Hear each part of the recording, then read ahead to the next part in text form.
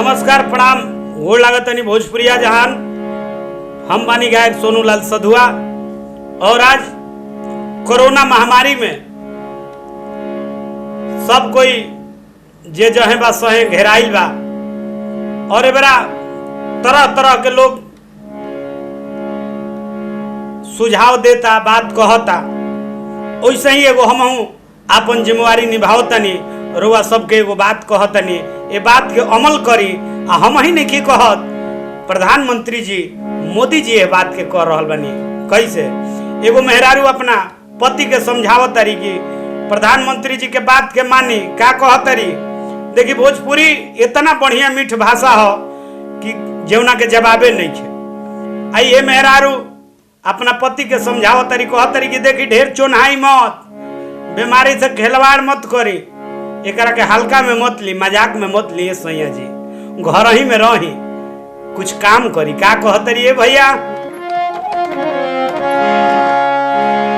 आरे चैत में आइल बा कोरोना वाए पिया, कर जनी चोन हवा।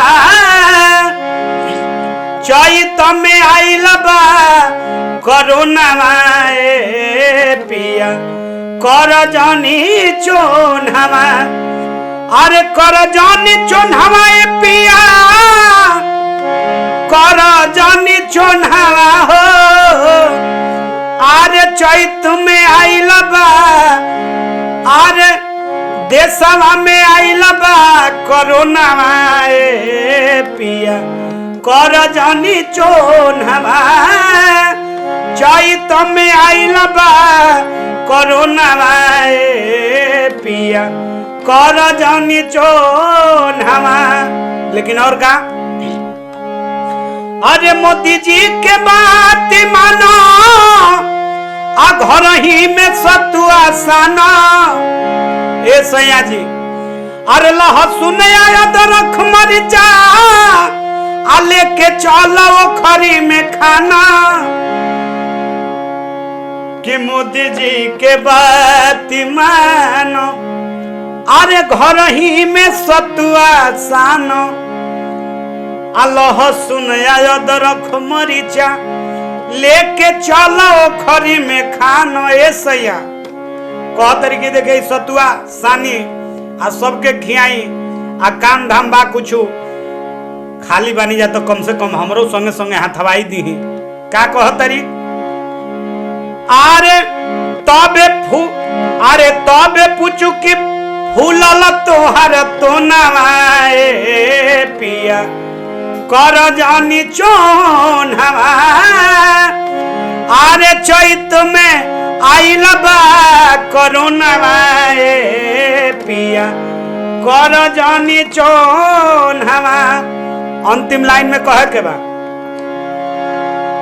कि हथवा के तू सबुनावा, अरे मुहावा पे मास्क लगावा। ये हमारे को निहोरा बा, निवेदन बा रउआ सबसे कि हथवा के तू सबुनावा, आ मुहावा पे मास्क लगावा। आ सोनू लाल गावे कही के गाना वाए पिया, कर जानी चोन हवा। देशवा में आइल बा कोरोना वाए पिया, कर जानी चोन हवा। चैत में आइल बा कोरोना वाए पिया, कर जानी चोन हवा। दिल से आभार हो सब। लॉकडाउन के पालन करी, अपना घर में रही, सुरक्षित रही, अपने आप के बचाई, अपना देश के बचाई। भैया ये विनती बा। जय भोजपुरिया समाज।